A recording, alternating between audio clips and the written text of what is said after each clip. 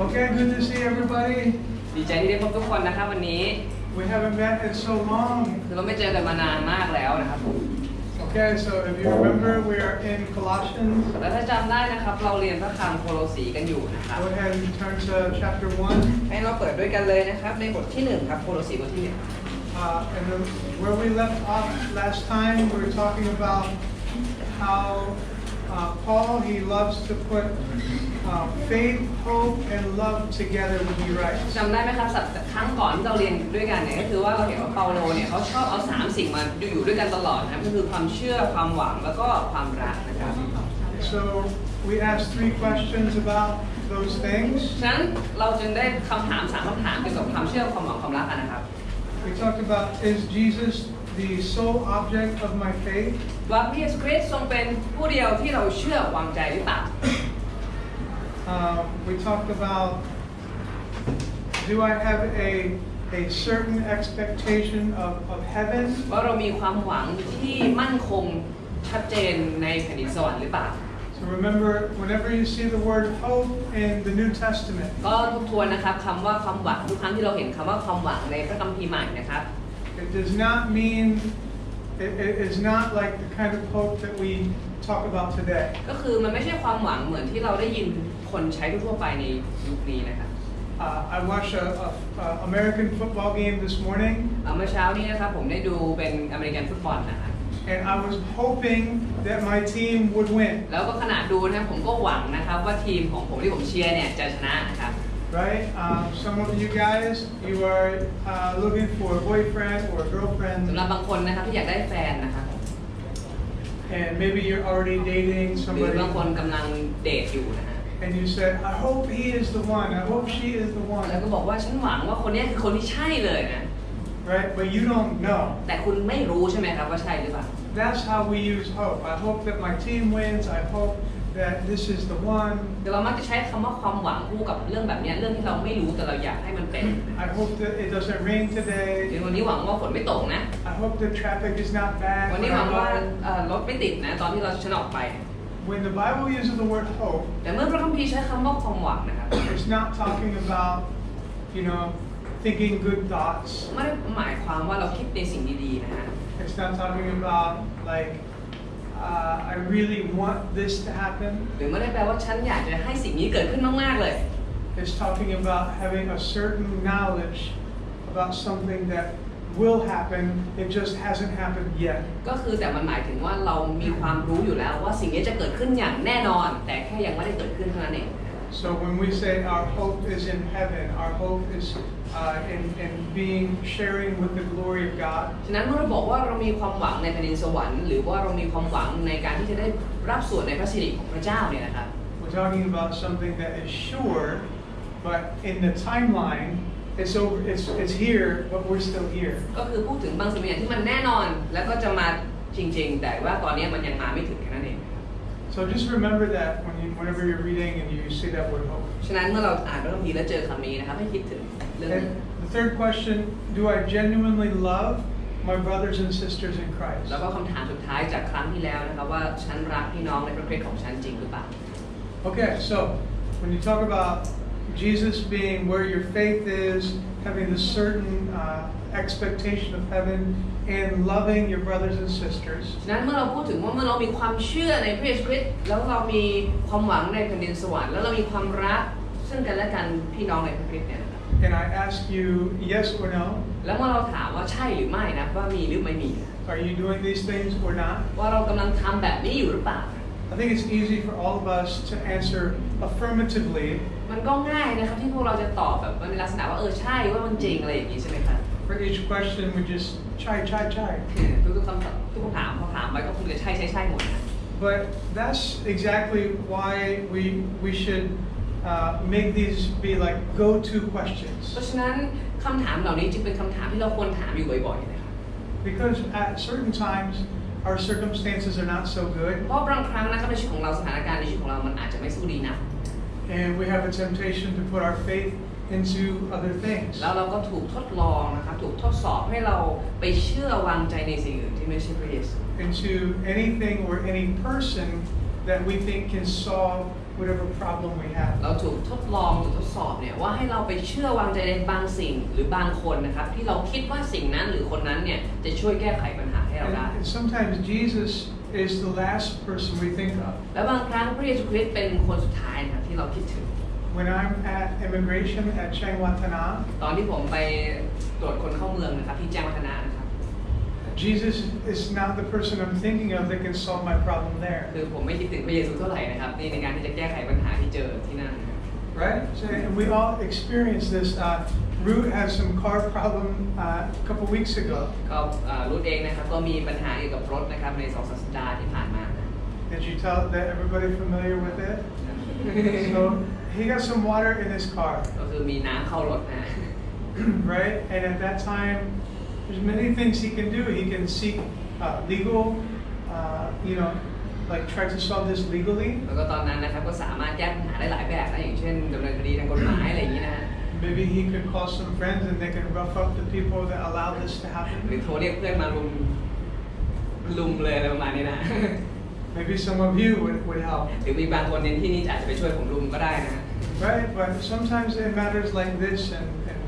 our own lives, Jesus can be the last person we และใน think สถาน of. การณ์ในชีวิตของเราเนี่ยที่แตกต่างกันไปเนี่ยบางครั้งพระเยซูเป็นคนสุดท้ายที่เราคิดถึง Yeah, so at times, like the majority of the people around us who are not Christians, บางครั้งนะครับคนที่เขาเรียกว่าคนส่วนมากเนาะในโลกนี้ที่ไม่ได้เป็นคริสเตียนที่อยู่รอบตัวเราเนี่ย we're tempted to just look to the world to answer whatever it is happening in our แล้ life. วเราก็ถูกล่อลวงนะครับให้มองหาสิ่งอื่นหรืออย่างอื่นนะที่จะมาเป็นคำตอบให้กับชีวิตของเราเหมือนคนทั่วไป And at times, we're tempted to live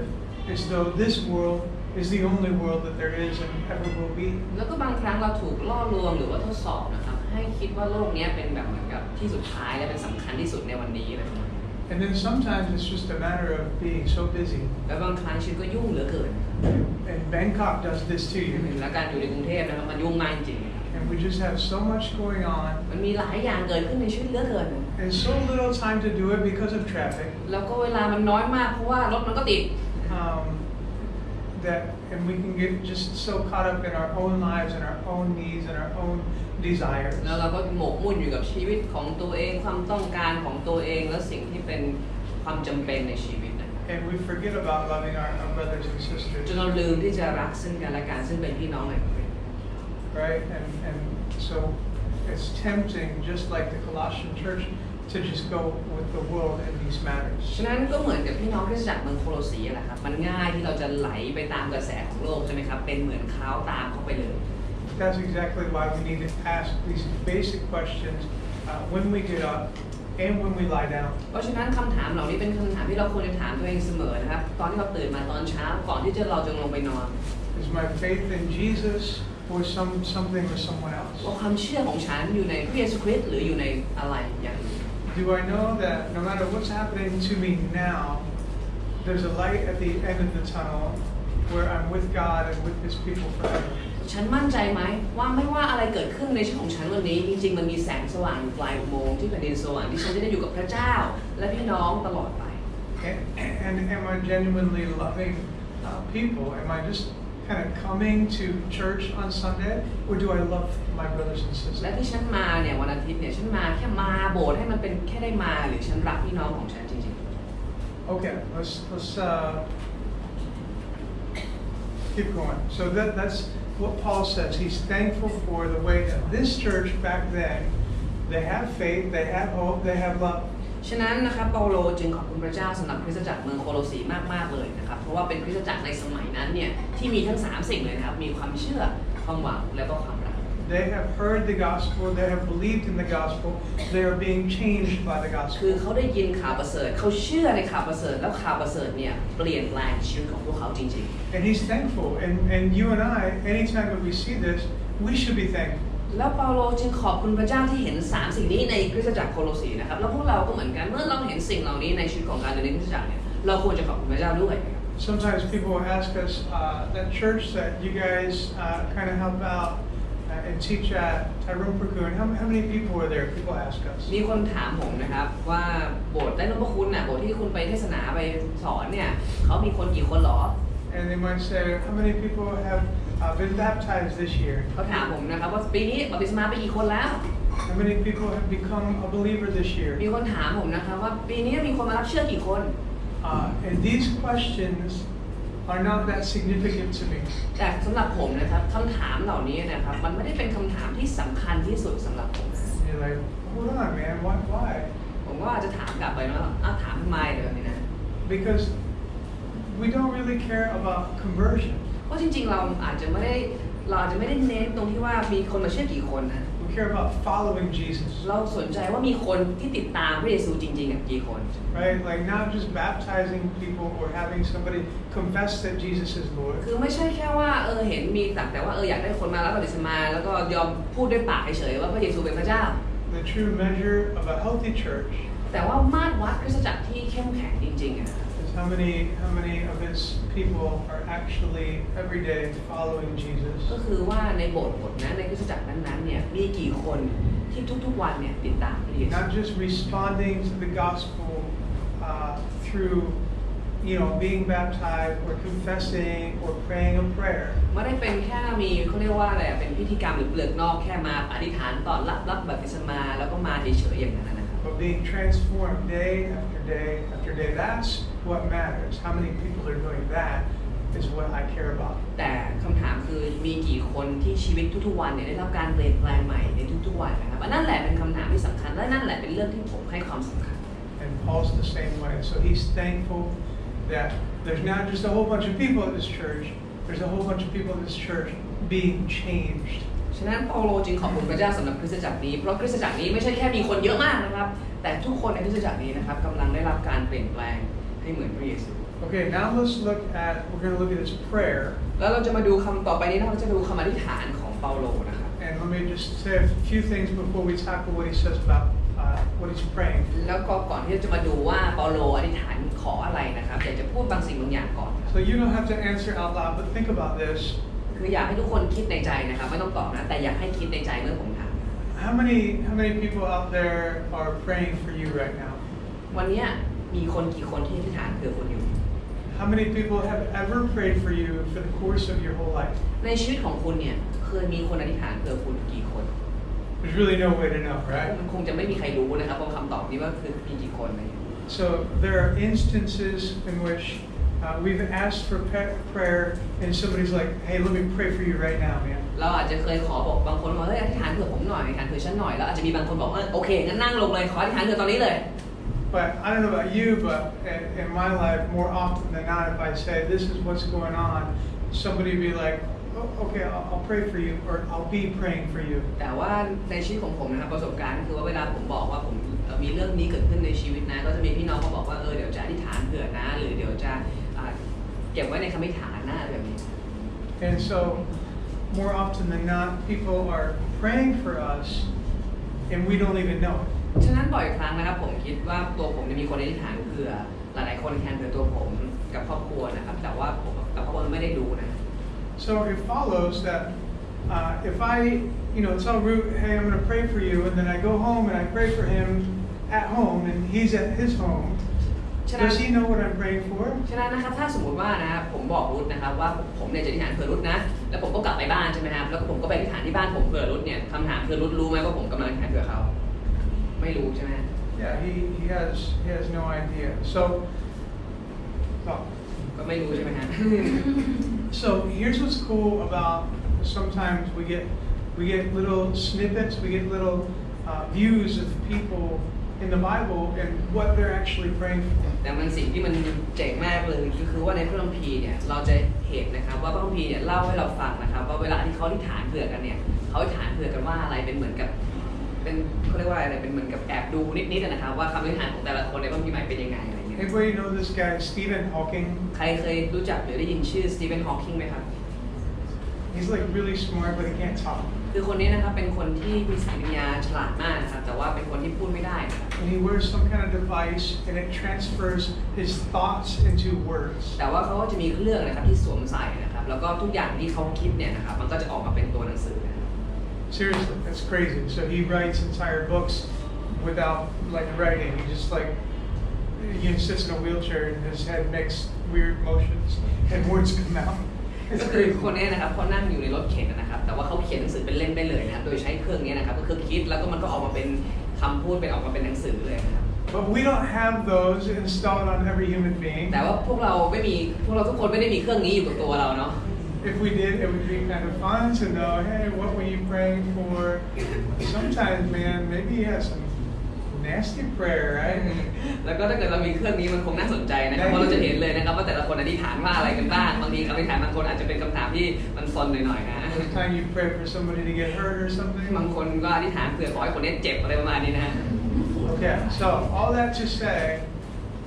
we get that moment here in Colossians. แต่ว่าคือทั้งหมดจะพูดว่าเราได้เห็นคำอธิษฐานของเปาโลนะครับในโคโลสี Paul is encouraging these guys, and he wants to know, here's exactly what I've been praying for in regards to you. เปาโลกำลังขอบคุณพระเจ้าและหนุนใจคนเหล่านี้แล้วก็กำลังอยากจะบอกคนเหล่านี้ให้รู้ชัดๆไปเลยนะครับว่าที่อธิษฐานเผื่อเนี่ยอธิษฐานเผื่อว่าไงบ้างนะครับผม So they know exactly if I'm praying for Ruud about something, then there's something that I want to happen in his life. There's something maybe I want him to do to take a step towards something in his life. ฉะนั้นถ้าเกิดสมมติว่าผมอธิษฐานเผื่อรุธใช่ไหมครับแล้วผมบอกรุธว่าผมอธิษฐานเผื่อเขาอย่างนั้นอย่างนี้เนี่ยแสดงว่าผมเนี่ยกำลังอยากจะเห็นสิ่งเหล่านี้เกิดขึ้นในชีวิตของรุธถูกไหมฮะแล้วก็ผมเนี่ยกำลังเหมือนกับหนุนใจเขาให้ทำบางสิ่งบางอย่างหรือว่าอะไรอย่างเงี้ยเพื่อให้สิ่งเหล่านั้นที่ผมอธิษฐานเผื่อเนี่ยให้เกิดขึ้นในชีวิตของเขาจริงๆ So the Colossians can read this and say, oh, this is what Paul wants us to become. ฉะนั้นเมื่อพี่น้องที่โคโลสีอ่านจดหมายของเปาโลเนี่ยเขารู้ทันทีเลยว่าเปาโลอยากจะเห็นชีวิตของพวกเขาเป็นยังไง And we can look at this 2,000 years later and have at once a picture of what prayer should look like and also a picture of what a church that is an answer to prayer will look like. ฉะนั้นนะครับ2 ปีต่อมาคือพวกเราทั้งหลายเนี่ยเมื่อเราอ่านตรงนี้นะครับเราควรจะรู้2 อย่างอย่างที่1ก็คือว่าเราควรจะรู้คำอธิษฐานที่อธิษฐานหรือคริสตจักรหรือผู้เชื่อเนี่ยมันควรจะมีหน้าตาประมาณไหนและอย่างที่2นะครับว่าเมื่อพระเจ้าตอบคำอธิษฐานของผู้เชื่อแบบนี้เนี่ยคริสตจักรควรจะมีหน้าตาประมาณไหน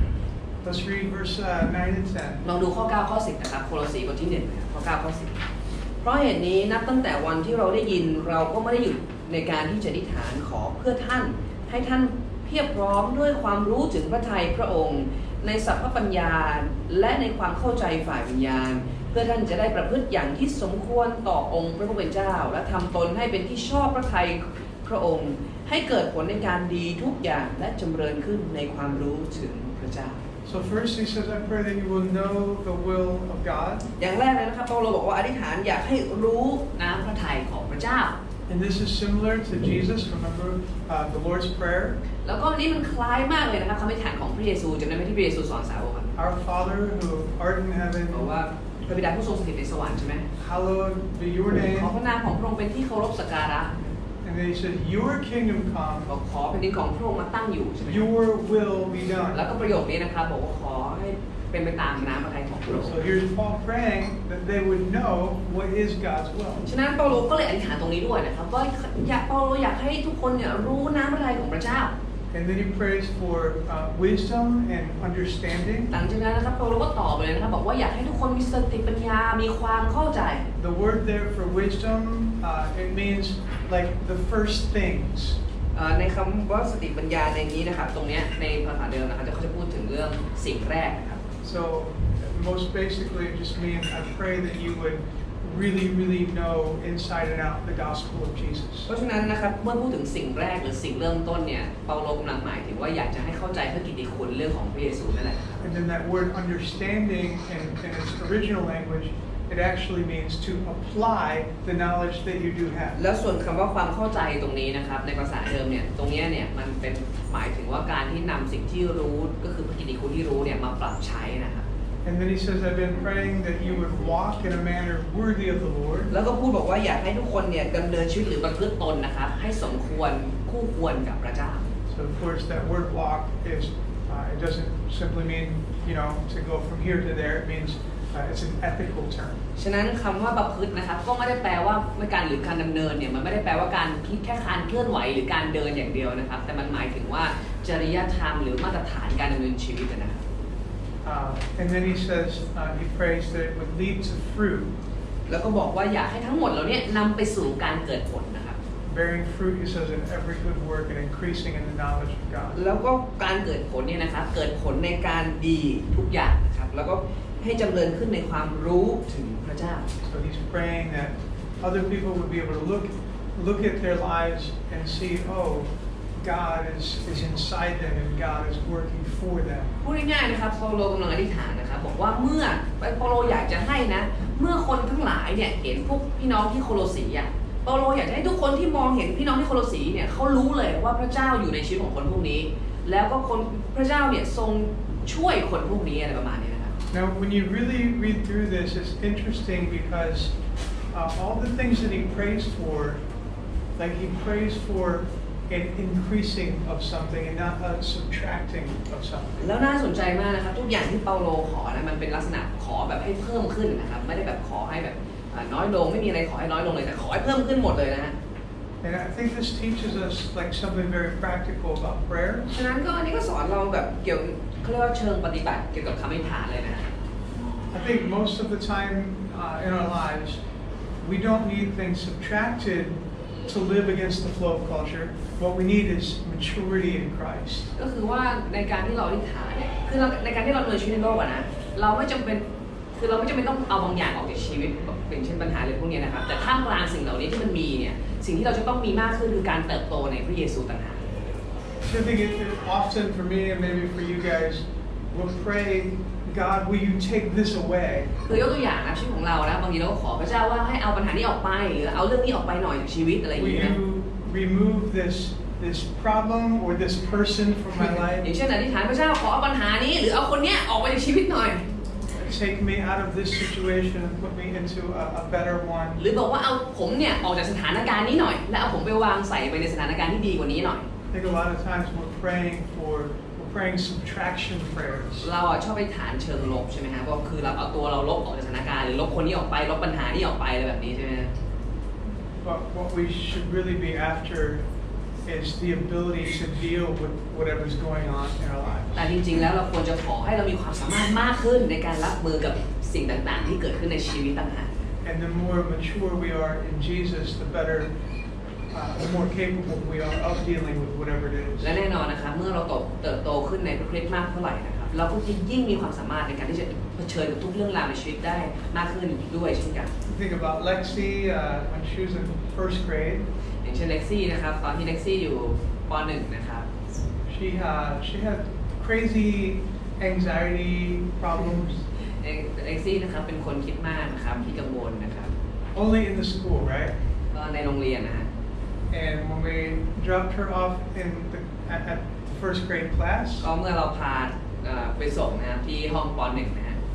I had to open the classroom door, ต้องเปิดประตูนะ and she's crying, แล้วก็ร้องเลยนะร้องไห้เลยนะ and I have to physically push her into the ผม classroom, ต้องผลักเธอเข้าไปในห้องเรียนเลยนะ and she's trying to escape, แล้วเธอก็พยายามวิ่งหนีออกมานะ and I have to close the door behind แล้ว her. ผมต้องปิดประตูไว้เลยนะ And she has, Lexi, can you give me the look? She's looking at me, crying,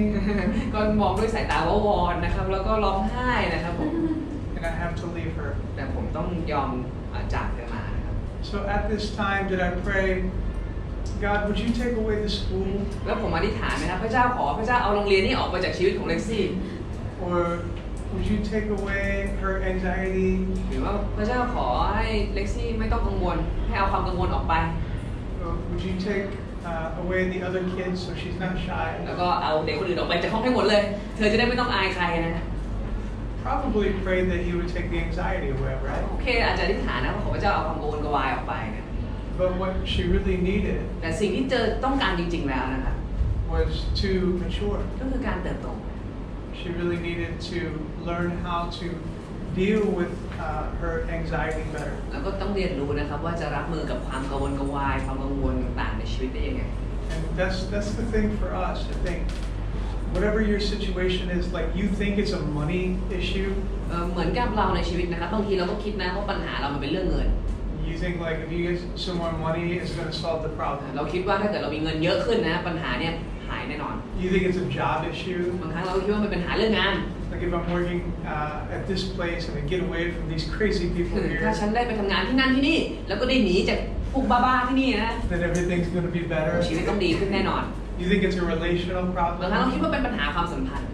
Like if I kick this boyfriend to the curb, แต่ฉันเตะก้นแฟนของฉันให้ไปไกลๆเลยนะ then I'll find me a new one, and he won't be like that. แต่ฉันจะไปหาใหม่นะคนนี้ไม่เป็นแบบเดิมแน่นอน And that might be true. และที่พูดมาทั้งหมดนี้ก็อาจจะจริงได้นะ But the first thing that you should look at is you. แต่สิ่งแรกที่เราควรจะมองหรือคนแรกที่เราควรจะมองในสถานการณ์ทั้งหมดที่เล่ามานะครับก็คือว่าตัวเรา And if you were more like Jesus, ถ้าตัวเราเหมือนพระเยซูมากกว่านี้ใช่ไหม then you can walk into any relationship, any situation, and you can face it. แล้วถ้าเราเป็นเหมือนพระเยซูมากขึ้นเนี่ยไม่ว่าเราจะอยู่ในความสัมพันธ์แบบไหนหรือว่าเราอยู่ในสถานการณ์ยังไงเนี่ยมันก็น่าจะเผชิญได้ดีกว่านี้ถูกไหมฮะ So that's what Paul is praying for, that they would mature. ฉะนั้นเปาโลจึงอธิษฐานขอเรื่องนี้เลยครับก็คือขอให้เขาเติบโตขึ้นในทางของพระเจ้านั่นแหละนะครับ Because our Savior, like he faced a cross, เพราะพระเยซูเองนะครับสถานการณ์ชีวิตของพระองค์ไม่ง่ายนะพระองค์เจอไม้กางเขนเลยนะ right? So if we can become more like him, and he can face a cross, what can we not face? ฉะนั้นถ้าพระเยซูนะครับผู้สามารถเผชิญแล้วก็พิชิตกางเขนได้เนี่ยแล้วเราเป็นเหมือนพระองค์มากยิ่งขึ้นมีสิ่งใดในชีวิตที่เราจะเผชิญไม่ได้ Okay, so that's what Paul leads Paul to say next. Let's read 11 and 12. ฉะนั้นนะครับเปาโลก็อธิบายประเด็นนี้ต่อไปนะครับข้อ 11-12 ดูต่อนะครับบอกว่าขอให้ท่านมีกำลังมากขึ้นทุกอย่างโดยฤทธิเดชแห่งพระสิริของพระองค์ขอให้ท่านมีความทนอดที่สุดและความอดทนไว้นานด้วยความยินดีให้ขอบพระคุณพระบิดาผู้ทรงกระทำให้เราทั้งหลายสมกับที่จะเข้าส่วนในได้รับมรดกด้วยกันกับธรรมิกชนในความสุข So the last thing that Paul prays for is strength. สุดท้ายนะครับสิ่งที่เปาโลขอเพื่อเขานะคือกำลัง Specifically, he prays that they would have the power to endure whatever they have to go through. แล้วก็สรุปนะครับกำลังนี่ไม่ใช่กำลังแบบทั่วๆไปนะแต่เป็นกำลังที่จะสามารถอดทนต่อทุกสิ่งทุกอย่างที่เผชิญได้ The power to be patient with people. คือมีฤทธิ์เดชหรือมีกำลังเนี่ยที่สามารถอดทนกับคนได้อะ And the power to have joy regardless of their แล้วก็ circumstance. กำลังนะครับที่จะสามารถชื่นชมยินดีได้โดยไม่ขึ้นอยู่กับสถานการณ์ And if there's one part of this prayer that I look like, and it's very questionable, whether my heart and mind align, แล้วก็ถ้าเกิดมีสิ่งหนึ่งนะครับที่เวลาเปาโลอธิษฐานนะครับแล้วผมต้องมา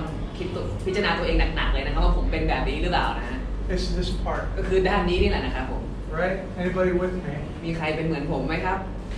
The enduring part. คือไอ้การที่จะอดทนเนี่ยนะครับ Because the endurance that Paul is speaking of here is not just to have the ability to wait something out. แล้วก็การอดทนเนี่ยของที่เปาโลพูดถึงเนี่ยมันไม่ใช่แค่ว่าแบบเรียกว่าอะไรอะสักแต่ทนไปเดี๋ยวมันก็ผ่านไปคิดอย่างนั้นนะไม่ใช่อย่างนั้นนะฮะ Like if you guys ever been in Bangkok in like a really hard rain, คือใครเคยแบบอยู่กรุงเทพเนี่ยนะครับแล้วก็โหตอนนั้นฝนตกหนักมากใครเคยเจอฝนตกหนักมากในกรุงเทพบ้างครับ yes, everybody. ทุกคนนะ ต้องเคยเจอนะครับ And sometimes you're just like, well, we've got this little shelter, I've got my little umbrella, I'm gonna wait this out. แล้วบางครั้งเราก็เป็นเหมือนคนหนึ่งใช่ไหมถือร่มเล็กๆนะครับแล้วก็อยู่ในเขาเรียกว่าอะไรอ่ะมีร่มนิดนึงใช่ไหมแล้วก็แบบกะว่าเดี๋ยวรอฝนหยุดตกแล้วกันอยู่ตรงนี้แหละอะไรอย่างเงี้ยนะ And that can be boring and it can be frustrating and you're not like getting home or getting to the place you want to go. แล้วบางครั้งมันทำให้เราต้องหน้าเบื่อหงุดหงิดเพราะมันไม่สามารถไปถึงจุดหมายที่เราจะไปได้ But it's easy. แต่มันง่ายอ่ะการที่ตก It's easy to wait things out. คือมันง่ายนะครับที่จะแค่อยู่ที่เดิมอ่ะแล้วก็รอให้ฝนมันหยุดอะไรอย่างเงี้ยนะ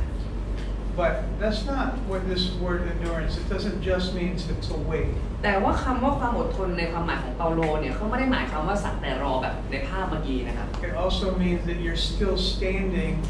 when the dust settles. แต่หมายถึงว่าคือสมมุติว่าทุกอย่างเนี่ยมันสงบลงแล้วเนี่ยเราก็ยังสามารถยืนมั่นคงอยู่ได้ One of my favorite scholars, he wrote, endurance is to have a conquering patience. คือมีนักเขียนคนหนึ่งนะครับที่เขาอธิบายที่ผมชอบมากเลยเขาอธิบายความอดทนตรงนี้หมายถึงว่าเขาเรียกว่าเป็นความอดทนชนิดที่เป็นความอดทนแบบที่พิชิตทุกสิ่ง It means you not only wait something out, but you conquer, you're victorious over whatever life throws at you. คือไม่ใช่แค่รอสักแต่ให้เหตุการณ์มันผ่านไปอ่ะแต่รอคอยอย่างชัยชนะในสถานการณ์ที่มันผ่านเข้ามา And The reason I say this is where I'm not sure if my mind and my heart align with this part of the prayer. แล้วก็ที่ผมบอกนะครับว่าผมเนี่ยไม่ค่อยมั่นใจนะว่าตัวเองเป็นเหมือนที่พระคัมภีร์กำลังอยากให้เป็นหรือเปล่าเลยนะครับ Because if you ask my kids, เพราะถ้าเกิดพี่น้องมาถามลูกของผมนะครับ how well does Daddy endure? ว่าพ่อของหนูเนี่ยอดทนมากแค่ไหนนะฮะ If you ask my wife, how good is Matt at not only waiting, but being victorious after it all? แล้วก็ถ้าเกิดถามภรรยาผมนะครับว่าแมทเนี่ยนะครับเป็นคนที่รอเก่งไหมหรือสามารถอดทนอย่างมีชัยชนะหรือเปล่านะครับ They will not even give you a response. พวกเขาไม่ต้องตอบพวกคุณด้วยซ้ำนะ They will just laugh เขาจะหัวเราะอย่างเดียวก็พอแล้วนะฮะ because they know you're asking a ridiculous เพราะ question. เขาจะรู้เลยนะคำถามของพี่น้องนี่มันตลกมากเลยนะฮะ Because I'm not good at patience, เพราะผมไม่เก่งเลยกับการอดทนนะครับ and I'm not good at enduring. และผมไม่เก่งเลยในการที่จะแบบว่ารออะไรอย่างเงี้ยครับ I have friends that have tattoos. ผมมีเพื่อนนะครับที่เขาสั่งนะฮะ No way, man. ผมไม่สามารถทำได้เลยนะ Not because I don't want the thing on my body, ไม่ได้เพราะว่าผมไม่อยากมีรอยหมึกในตัวนะฮะ because I can't take the pain. แต่ผมทนความเจ็บไม่ไหวนะ Even like 3 seconds, I don't want that. 3 วิผมก็ไม่อยากเอานะ So you can imagine when it's a real life, real world, big problem. แล้วลองจินตนาการเจอปัญหาในชีวิตจริงในโลกกว้างใหญ่ใบนี้นะ It's hard to endure. มันยากนะครับที่จะทน And I think that's true for most of us in the room. แล้วผมคิดว่านั่นก็เป็นจริงสำหรับเราหลายๆคนในห้องนี้ด้วย That we all can understand Paul praying for ฉะ this. นั้นเราจะเข้าใจเปาโลใช่ไหมที่เปาโลอธิษฐานเผื่อคนเหล่านี้ Because we need to pray for one another about เพราะ this. เรายังต้องอธิษฐานเผื่อซึ่งกันและกันในเรื่องนี้เลยถูกไหม That we all need this kind of strength ที่เราจะมีกำลังแบบนี้นะ that does not come naturally. แล้วกำลังนี้มันไม่ได้มาเองโดยธรรมชาตินะครับ Right? We're just not born with this. We need God to put it inside of คือ us. เราไม่ได้เกิดมาพร้อมกับกำลังแบบนี้ แต่ว่าพระเจ้านะจะเป็นผู้ประทานกำลังนี้ในชีวิตของเรา Okay, let's read 13 and 14. ก็จบแล้วนะครับ 13-14 นะครับ พระองค์ได้ทรงช่วยเราให้พ้นจากอำนาจของความมืด และได้ทรงย้ายเรามาตั้งไว้ในแผ่นดินแห่งพระบุตรที่รักของพระองค์ ในพระบุตรนั้นเราจึงได้รับการไถ่ซึ่งเป็นการทรงโปรดยกบาปทั้งหลายของเรา So there's a beautiful statement, and I want you to notice the tense. ก็ในตรงนี้นะครับมันเป็นถ้อยคำที่สวยงามมากเลย แต่ผมอยากจะพูดถึงไวยากรณ์บางอย่างครับ Notice that it is past tense. ในตรงนี้นะครับถ้าเป็นไวยากรณ์ภาษาอังกฤษมันเป็น past tense หรือว่าเป็นเขาเรียกว่าทำในอดีตอะคือสิ่งที่เกิดขึ้นมาแล้วนะครับ Yeah, he doesn't say we're going to be delivered and we're going to be transferred. คือเปาโลไม่ได้บอกว่าพระเจ้าจะช่วยนะแต่บอกว่าพระเจ้าได้ช่วยแล้วอ่ะนะ This has already happened. คือสิ่งนี้คือการช่วยตรงนี้ของพระเจ้าเนี่ยพระองค์ทำไปแล้วคือเสร็จแล้วนะ Right? It's already a reality that we're living in now. แล้วมันเป็นความจริงนะครับที่สำหรับชีวิตของเราที่ดำเนินชีวิตในปัจจุบันนี้ด้วยนะ And here's the thing, Jesus himself, the enduring thing that we talk about, he already did it, right? แล้วก็พระเยซูเองนะครับประเด็นอยู่ตรงนี้นะครับว่าพระเยซูเองเนี่ยในก่อนที่พระองค์พูดถึงการอดทนหรือกำลังอะไรเงี้ยพระเยซูเองก็อดทนมาก่อนหน้านี้แล้ว He has been as patient with human beings แล้วพระองค์เนี่ยอดทนกับมนุษย์เรามากเลยนะครับ as anybody can คือ be. พระองค์เนี่ยอดทนที่สุดแล้วเท่าที่ใคร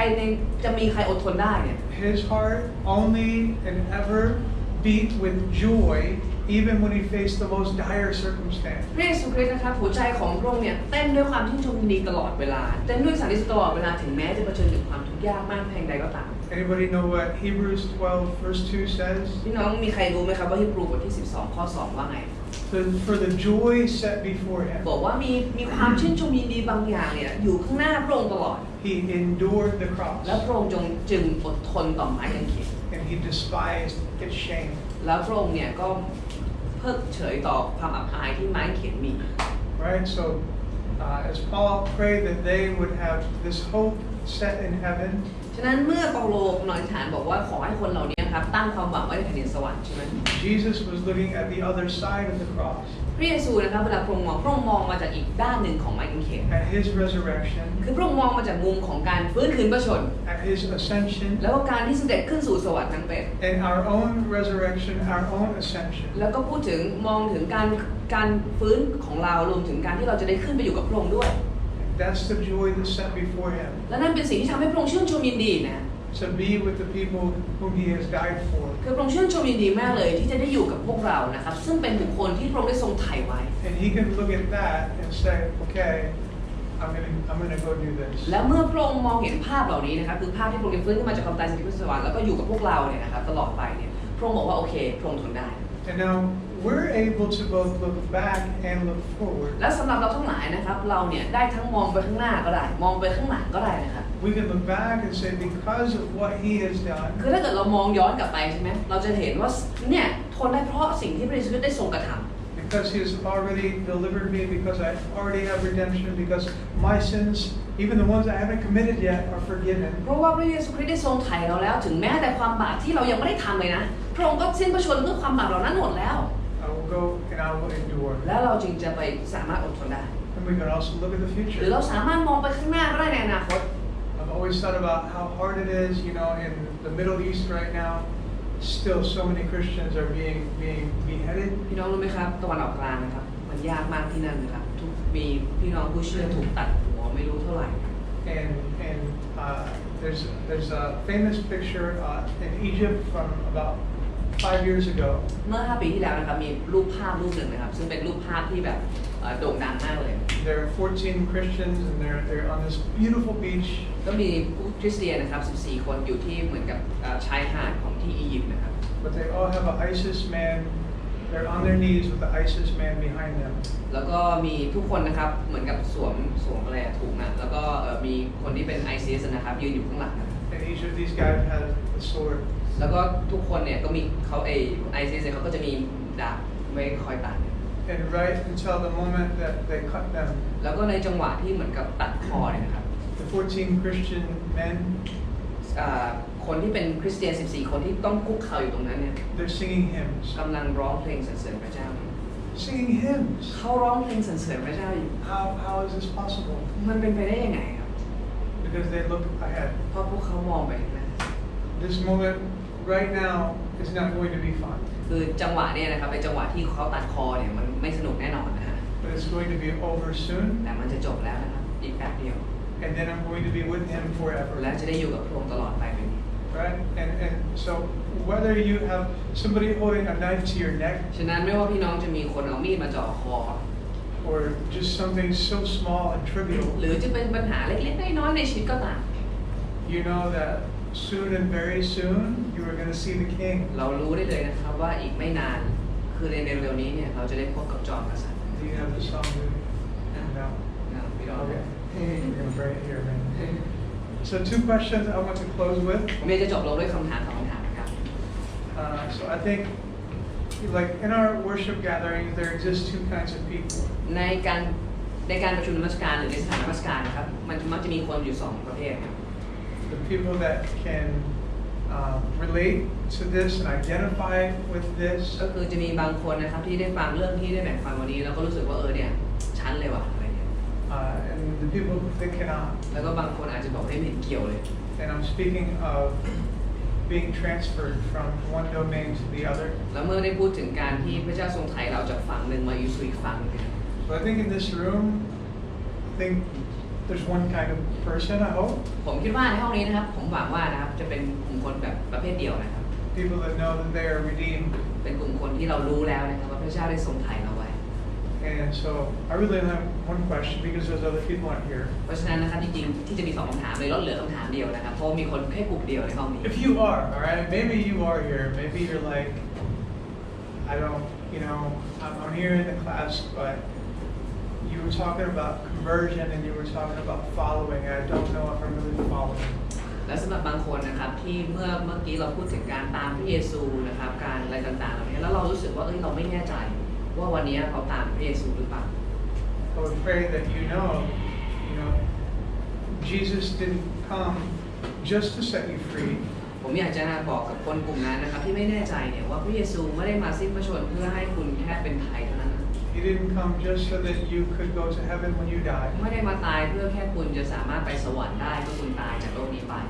He came so that you could die to yourself and live for Him from that moment on. และพระองค์มาสิ้นพระชนม์เพื่อเราทั้งหลายสามารถตายจากตัวเองแล้วก็มีชีวิตเพื่อพระองค์ได้นะ So I just want to ask you if you're in that camp. ฉะนั้นสำหรับคนที่ไม่แน่ใจนะครับ Are you somebody who is converted believer or somebody who is dying to yourself and living for Christ? ว่าคุณเป็นแค่คนหนึ่งที่รู้สึกว่าเราก็เชื่อไปงั้นหรือว่าเราเป็นคนหนึ่งที่ตามพระเยซูจริงๆมีชีวิตอยู่เพื่อพระเยซูจริง And for the rest of us, ๆแล้วก็สำหรับพี่น้องที่เหลือนะครับ I'm assuming that you're like me. Sometimes it's a struggle. Sometimes you're not so good at enduring. แล้วก็พี่น้องบางคนจะเป็นเหมือนผมนะครับที่แบบว่าบางครั้งนะมันต่อสู้มากเลยแล้วก็อดทนไม่ค่อยเก่งเหมือนผมนะ But you know with all your heart that you are living in the kingdom of แต่ God. พี่น้องมั่นใจในหัวใจเต็มร้อยเลยว่าเราอยู่ในแผ่นดินของพระเจ้า That you are redeemed. แล้วเราถูกไถ่ไว้แล้วเนี่ย That you are forgiven. ว่าเราได้รับการอภัยแล้ว That the Father of glory, He looks on you, He looks on me, and He just sees His Son. และเมื่อพระบิดาแห่งฟ้าสวรรค์นะพระองค์ทอดพระเนตรมาพระองค์เห็นลูกชายลูกสาวของพระองค์ Well, I would ask you, ผมจะขอกลุ่มนี้นะครับ do you want other people to be where you are? คุณอยากให้คนอื่นๆมายืนในจุดที่คุณยืนอยู่ไหมครับ And what steps and what things in your life right now are you doing so that that will become ฉะนั้น a reality? คำถามก็คือว่าทุกวันนี้คุณได้ทำอะไรบ้างเพื่อให้ความตั้งใจความอยากของคุณจะเป็นจริงขึ้นมา So, like the Colossians here, like Paul, I think we should be thankful for each other. จริงๆเหมือนเปาโลนะครับเราควรจะขอบคุณพระเจ้าสำหรับซึ่งกันและกันนะ Thankful for the work that God has done at Tyrone เราควร Brook, จะขอบคุณพระเจ้าสำหรับสิ่งที่พระเจ้าทำแล้วนะที่ในใต้ร่มพระคุณ but also prayerful แต่เราก็ควรจะอธิษฐานด้วย that the work would not have concluded. ว่างานของพระองค์ยังไม่ได้จบตรงนี้ถูกไหม I think when we were here 10 years ago, เมื่อพวกเราเคยมาที่นี่เมื่อ10 ปีที่แล้ว I think Tyrone Brook maybe was peaking, น่าจะเป็นเหมือนกับเรียกว่าจุดพีคของใต้ร่มพระคุณนะ like going from one building to this คือ one เป็นจุดที่เราได้ย้ายจากโบสถ์หนึ่งอาคารหนึ่งมาสู่อีกอาคารหนึ่งนะ and growing by leaps and bounds. แล้วก็โหเติบโตขึ้นทุกทางเลย There's just a lot of great things มี happening. หลายสิ่งหลายอย่างที่ยิ่งใหญ่นะมันเกิดขึ้นนะ And I think it's still healthy, ผมคิดว่าใต้ร่มพระคุณจริงๆเป็นคริสตจักรที่ยังเข้มแข็ง but I would love to be here to see the next stage แต่ผมอยากจะเห็นขั้นต่อไปไงคือก้าวต่อไป where God does another ridiculously awesome work คือสิ่ง on us. ในการที่พระองค์ทรงทำการมหัศจรรย์ที่แบบเราจินตนาการไม่ถึงเลยอะไรอย่างเงี้ย But maybe it doesn't have to be numerical. มันไม่จำเป็นต้องเป็นเรื่องของตัวเลขเสมอไปนะครับ Maybe it just means that He's going to make us all into people that can endure. บางทีก็อาจจะเป็นแค่ว่าพระองค์เปลี่ยนแปลงเราทุกคนให้เป็นคนที่มีความอดทนได้ Make us all into people that mature in Christ. ทำให้เราทุกคนเนี่ยเป็นคนที่เติบโตในพระเยซูก็ได้ So let's be thankful. ฉะนั้นขอให้เราขอบคุณพระเจ้า Let's pray for the maturity of ourselves and every believer around us. และอธิษฐานขอให้ทั้งตัวเราแล้วผู้เชื่อรอบตัวเราเติบโต Let's pray for that right now. เราอธิษฐานเผื่อเรื่องนี้เลยตอนนี้ละกันครับ Father, I thank you for everyone here, พระเจ้าพระองค์ขอบคุณพระองค์สำหรับทุกคนที่นี่ not just in this room, but throughout this whole church. ไม่เพียงแต่คนในห้องนี้แต่สำหรับทุกคนในคริสตจักรนี้ And for all of our daughter and sister churches. แล้วก็รวมถึงคริสตจักรลูกของเราทุกที่ด้วย I'm just so thankful that your word has not gone out void, that there's been a response. ผมขอบคุณพระเจ้าเหลือเกินที่พระวจนะของพระองค์เนี่ยมีคนตอบสนอง That people from Bangkok all the way to Cambodia, because of your work among Tyrone Brook are being saved. และเพราะ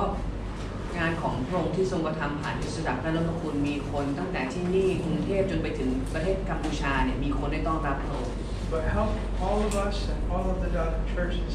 to not be satisfied with conversion. พระเจ้าขอช่วยให้เราและคริสตจักรลูกของเราเนี่ยไม่เพียงแต่พึงพอใจในการที่มีคนกลับใจเท่านั้น We pray for maturity. แต่เราอธิษฐานทูลขอการเติบโต We pray for people that will look more like Jesus each day. เราทูลขออยากจะเห็นคนเป็นเหมือนพระเยซูคริสต์มากยิ่งขึ้นทุกๆวัน That would hunger and thirst for righteousness. ที่หิวกระหายหาความชอบธรรม Pray for just more people that are making disciples, อธิษฐานเพื่อคนเหล่านั้นที่กำลังสร้างสาวก both among the other brothers and sisters ทั้งในท่ามกลางผู้เชื่อ and within their own households. และรวมถึงในบ้านของแต่ละคนเองด้วย Father, help us to have the strength to endure. พระเจ้าขอให้เรามีกำลังในการที่จะอดทน Because we are very much like the Colossian church. เพราะบางครั้งเราก็เป็นเหมือนพี่น้องที่โคโลสี We are in a society เราอยู่ในสังคม that is largely ignorant of you ที่ปฏิเสธพระองค์ and